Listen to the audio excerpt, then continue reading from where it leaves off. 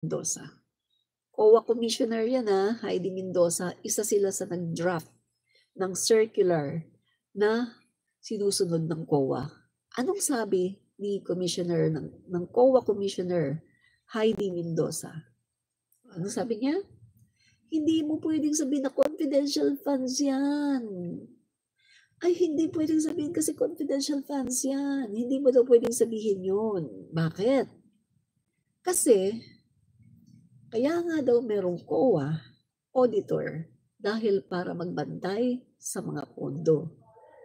At meron niyang sinasabi na kung ayaw mong sabihin sa hearing na yon, executive session, yung sinasabi ko kanina, executive session, sila lang. 3 tao lang sila. I-submit lang nila doon yung master list kung sino itong alias Mary Grace Beato, sino yan? Itong si ano, sino yan? I-submit lang nila ang master list. 3 lang silang nandun. Closed door. Executive session ang tawag doon.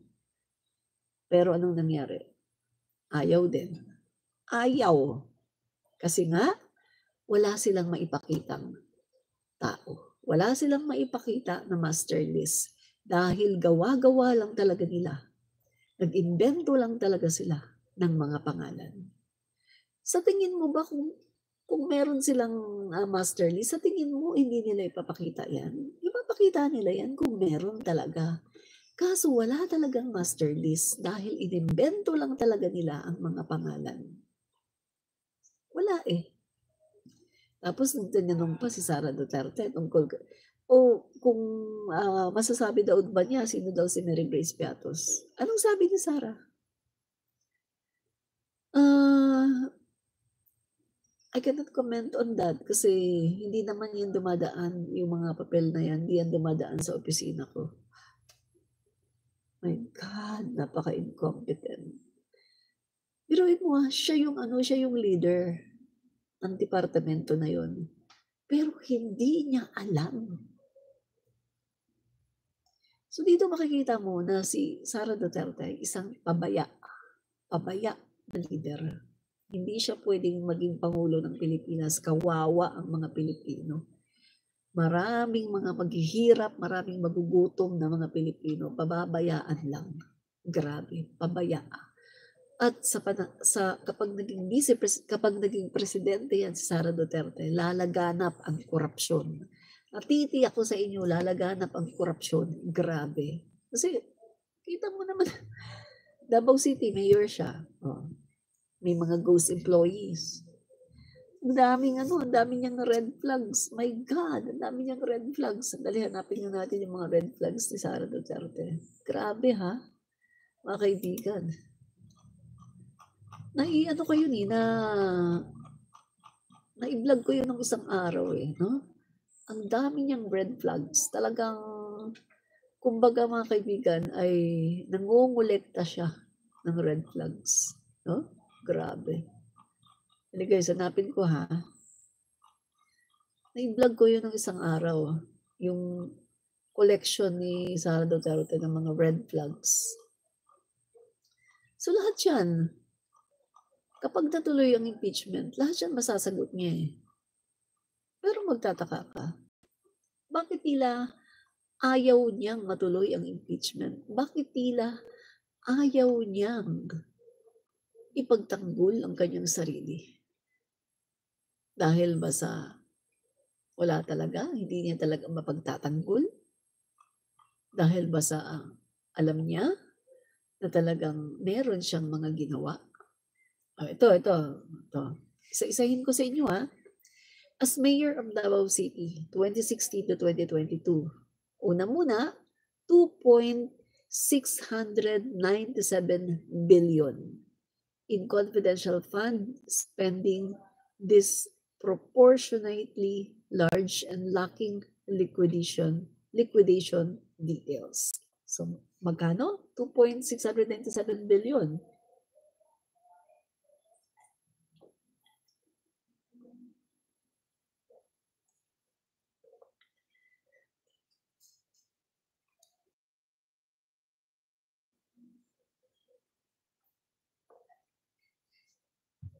Ano pa? Yan Ito. Ulitin ko as Mayor of Davao. 2.697 billion in confidential funds, spending disproportionately large and lacking liquidation details. Ano pa? 188.8 million in removed or missing property, including donated vans from the Chinese Embassy and an ambulance from Pitmaster Foundation. Yan, finlag din ng COA yan. Ito yung mga na-plug sa kanya. Pangatlo, unrecorded vehicles. Unrecorded vehicles. Not listed in city books despite having deeds of donation. Hindi niya nililista yung mga donation ng unrecorded vehicles. So, unrecorded vehicles. Hindi niya nililista. Dapat yan nililista yan. Pag merong mga nagdo-donate sa LGU, nililista yan. Bakit? Accounting yan eh. Para malaman kung, nasaan ito, nasaan dyan. Baka mamaya, pinag-isa-isahan na nila, pinamigay na sa mga kamag-anak. Diba? Accountability yan. That's accountability. Diba? Okay, ano pa? Ito pa. Pandemic relief goods, undocumented, no proof of expiry, tracking, storage of distribution. So, pandemic relief goods, undocumented, undocumented. Mga pandemic relief goods, no? So, walang proof ng expiry tracking. Dapat meron yan storage or distribution. Ano yan? Mamaya ay expire na pala yung mga yan, di ba? Baka mamaya pag pakasama pa yan sa health ng mga taga-Davao, di ba? Ano pa yung na-flag ng COA? 199 million in COVID-19 aid procurement and supported by receipts or transaction records.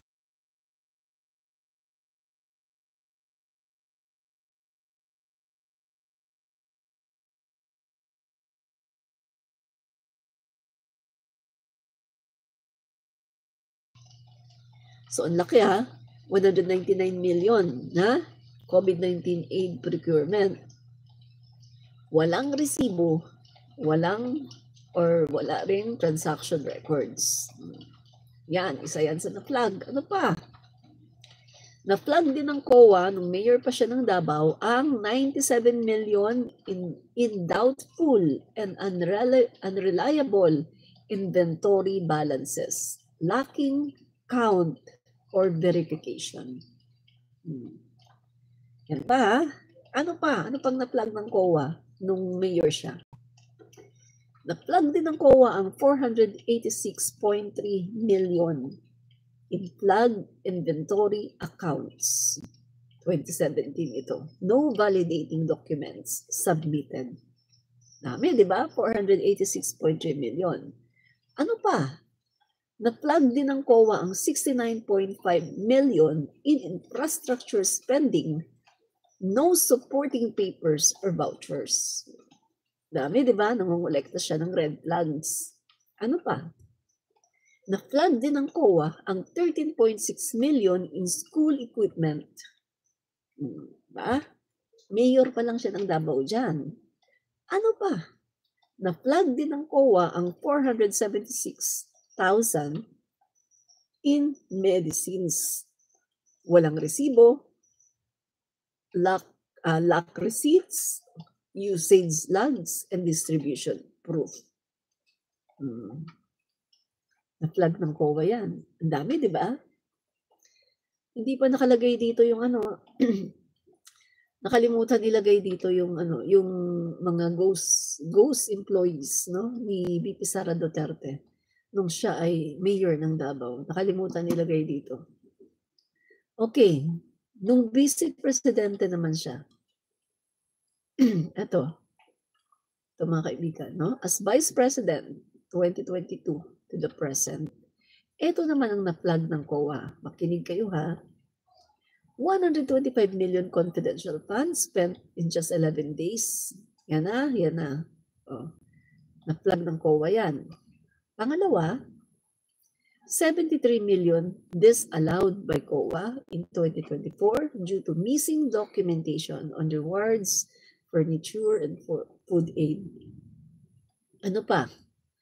64.4 million in food packs, lock, bars, and delivery records. So, na-flag din ng COA yan. Ano pa yung na-flag ng COA? 668,197 PPE procurement violated procurement law, missing key documents.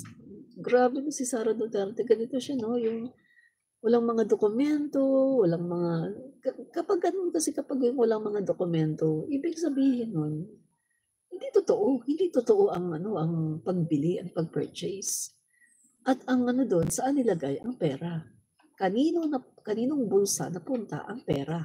No? Grabe. Ano pa? Na-flag din ng COA ang 16 million for 34 safe houses spent in 10 days, flagged for excessive cost and under purpose. Biruin mo ha, 16 million, mga kaibigan na safe house lang yon. Ano pang na-flag ng COA? Na-flag din ng COA ang 5.89 million in welfare goods, possibly ghost deliveries, no clear documentation. Dami no? Ano pa? Na-flag din ng COA ang 53.5 million in satellite office leases. Flag excessive rates, possible duplication. Dami, di ba? Ano pa? Na-flag din ng COA ang 150 million for livelihood aid, but only 600,000 use. Grabe. Grabe, no? So, ano pa? Na-flag din ha, pagbabago program implemented with no clear guidelines or delivery records. Na-flag din ng COA ang 164 million confidential funds flag spent on vague or unjustified items. Thousands of deficient liquidation receipts. Unreadable, undated, or signed by fictitious names. Ito yung sila Mary Grace Piatos, no? Okay, so sa DepEd yan ha, secretary siya ng DepEd. Ngayon naman, ito naman, as secretary, vice president pala yun, yung binanggit natin, no? Vice president yun. So ito naman ngayon, yung secretary siya, no? Secretary of Education. So ito naman, na-flag naman ngayon ng COA, no? Secretary of Education siya ngayon, no? 246.13 million kept in unauthorized dormant bank accounts violating treasury rules. So yan na-flag ng COA yan mga kaibigan Secretary of Education siya dito noon. Nasa DepEd siya noon. Ulitin natin, 246.13 million kept in unauthorized dormant bank accounts. Pangalawa, na-flag din ng COA ang trust receipts and collections improperly retained, violating audit regulations. Pangatlo, na-flag din ng COA ang 112.5 million in confidential funds, lack itemized breakdown, and proper justification. Ano pa? Na-flag din ng COA ang 12.3 billion in unsettled COA notices, 10.1 billion in suspensions. Na-flag din ng COA ang 2.19 billion in disallowances at na-flag din ng COA ang 7.4 million in charges. At na-flag din ng COA ang 15.5 million in reward funds for informants backed only by military certificates. COA marked as unverifiable. Ano pa? Na-flag din ng COA ang only 3% of DepEd's classroom targets completed in 2023, showing severe underperformance. Ano pa? Na-flag din ng COA ang substandard construction and repairs projects flag for poor quality and lacking inspection. Ano pa? Na-flag din ng COA ang thousands of undelivered laptops, part of underutilized digital education funds. Ano pa? COA flagged DepEd after spending 1 billion of unusable digital system. SARA urged by lawmakers to explain 5.6 billion DepEd food wastage. Na-flag ng COA ang 5.6 billion na waste lang sa pagkain. Bakit? Dahil yung mga pagkain na dineliver, may mga amag, may mga bukbok, mabaho ang amoy, at luma. Yan po ang nangyari, no? So, yan po ang nangyari, no? Mga kaibigan, yan ang mga flags. Nangungulekta siya ng red flags sa COA. Kaya para sabihin nyo na malinis ang Vice Presidente nyo, iisa lang ang sagot dyan. Impeachment court. Patunayan niya ng lahat ng mga flags na ito, mga red flags na ito ay hindi totoo. Sagutin niya ito lahat pagdating sa impeachment court. Tingnan natin kung meron siyang isasagot. Baka yan nga ang dahilan kung bakit ayaw niyang matuloy ang impeachment. Dahil alam niya na wala siyang isasagot at dahil alam niya na talagang marami siyang katiwalian. Diba? Ay, alam mo, ano lang tayo dito nagsasabi lang tayo dito ng totoo. Meron tayong data, nakaharap tayo sa mga datas, sa mga sources, mga legit na mga sources. So, hindi tayo dito nagsisinungaling. Ang mga sinungaling ay yung walang mga datas na mga legit at wala lang ginawa kundi manirang puri. Yan, katulad yan ng Vice Presidente. Naninirang puri, naninira sa gobyerno, sa turismo ng Pilipinas, pero mali-mali ang sinasabi. Nagsisinungaling. Pero tayo, meron tayong kaharap po na legit na mga sources, website, galing mismo sa COA at galing mismo sa mga agency, mga ahensya na nag-red flag dito kay Sara. No? So, hindi po tayo dito magkakalat ng fake news dahil ang atin pong pinaka tawag doon, tagline, fight fake news, expose the truth.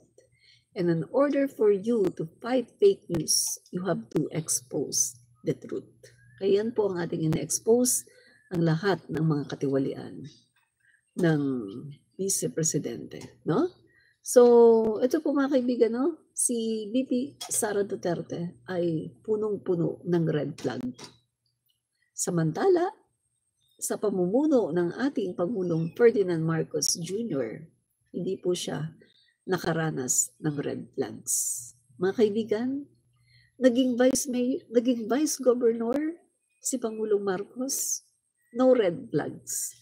Naging governor si Pangulong Marcos, no red flags. Naging kongresista si Pangulong Marcos, no red flags.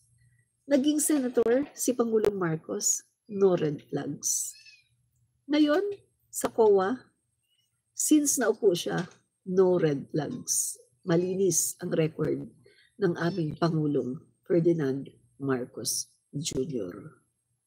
Kahit na inyong binabato ng putik ng Vice Presidente, pero walang maipakita ang Vice Presidente na data.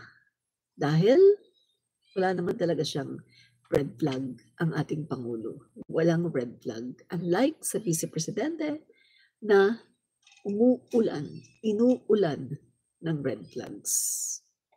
Di ba? Okay. Yan po ang koleksyon ng red flags ng Vice Presidente.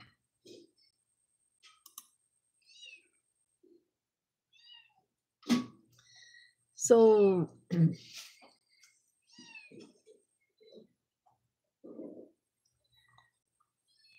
tingnan natin to. The lies and plunder of Sara Duterte.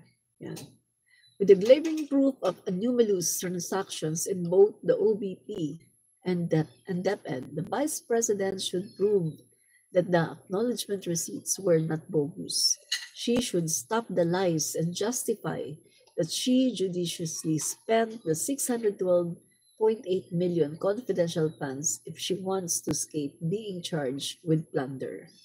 To consider a 25,000 extra allowance from Vice President Sara Duterte as a minimal amount is baffling.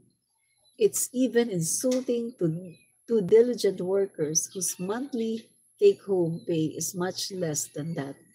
But in the office of the Vice President, OBP, were 125 million spent in 11 days, including 250,000 for an overnight rental of a safe house of 25,000 monthly allowance on top of the regular salary, and allowances may indeed be minimal amount.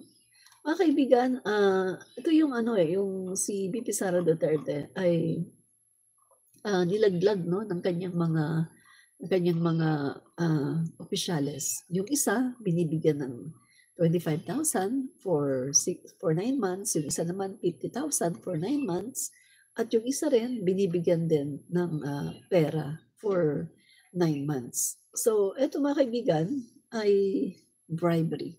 Bribery. Ano pong sabi ni Yusek Mercado? Bakit daw hindi niya ginastos yung 50,000? Kasi sa tingin niya mali kasi yun. Mali na binibigyan siya ng pera. Mali na binibigyan siya ng sobre, kaya hindi niya ginastos. Tinago niya yung siyam na sobre at humingi siya ng advice. Ano bang gagawin ko dito sa sobre na to? Gusto kong ibalik. May nag-advise sa kanya na huwag mo nang ibalik yan, ilagay mo na lang yan sa charity. At yun nga, dinonate niya sa charity. At doon, ang dinodonate niya, binibilang sa harapan niya kung magkano at nalaman. Pag open niya, hindi niya kasi binubuksan so hindi niya alam na 50,000 ang laman. Nung binigay na niya yung 9 envelopes doon sa charity at inopen at binilang, doon na nalaman na 50,000 ang laman ng siyam na envelopes. At binigyan siya ng resibo bilang katibayan na dinonate niya yung 50,000 na dinonate niya yung 9 envelopes na naglalaman ng 50,000. So, malaki din yun guys, di ba? 50,000. Pero ang sabi nga ng iba, yung mga malilikot ang isip, 50,000. 50,000 ang binigay niya doon kay Mercado. Ay, hindi lang naman daw si Mercado ang binigyan. Tatlo sila ang umamin. Ay, hindi natin alam ilan pa ang mga binibigyan ng pera ng Vice President. Pera ba niya yun? Diba? So, bribery yun, mga kaibigan.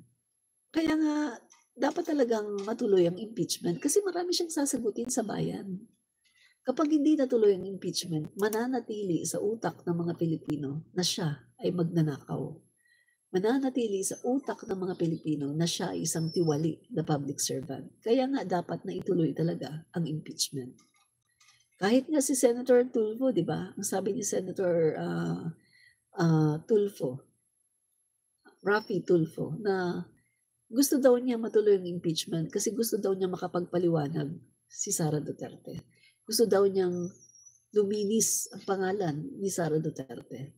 Pero, paano mangyayari yan kung mismo yung Vice Presidente ay ayaw ng impeachment at pinipigilan niya ang impeachment sa pamagitan ng pagpunta sa Korte Suprema para questionin ang legality ng impeachment at ipawalang bisa ito.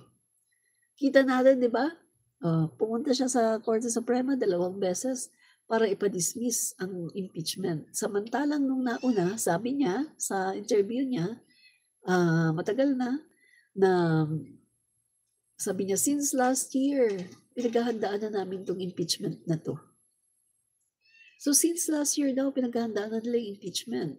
Tapos meron pa siyang, isang, sinabi din sa video na, maganda nga itong impeachment na 'to, kasi ito yung pinakatamang platform para masagot ko lahat ng mga katanungan. Tapos yung pinakahuli sabi niya, "Gusto ko talaga ng impeachment kasi I want a bloodbath. I want a bloodbath." Gusto daw niya ng bloodbath. Pagkatapos iba naman pala yung ginawa, pumunta sa Supreme Court para ipa-dismiss ang impeachment. Parang tatay niya, iba yung sinasabi, ibang ginagawa. 'Di ba? Tatay niya, parang tatay niya, iba ang sinasabi, iba ang ginagawa. 'Di ba, mga kaibigan, 'no? Bloodbath daw, yun pala yung bloodbath niya naging bubble bath. Ay naku, mga kaibigan, grabe 'no? Grabe. Eh. So mga kaibigan, meron pa tayong ano 'no, meron pa tayong, topic. Pero i-end muna natin ito mga guys 'no, at babalik ako pagkaraan ng 5 minutes 'no. Bye-bye, mamaya ko na kayo i-sho-shoutout, Bye-bye, maraming salamat. God bless.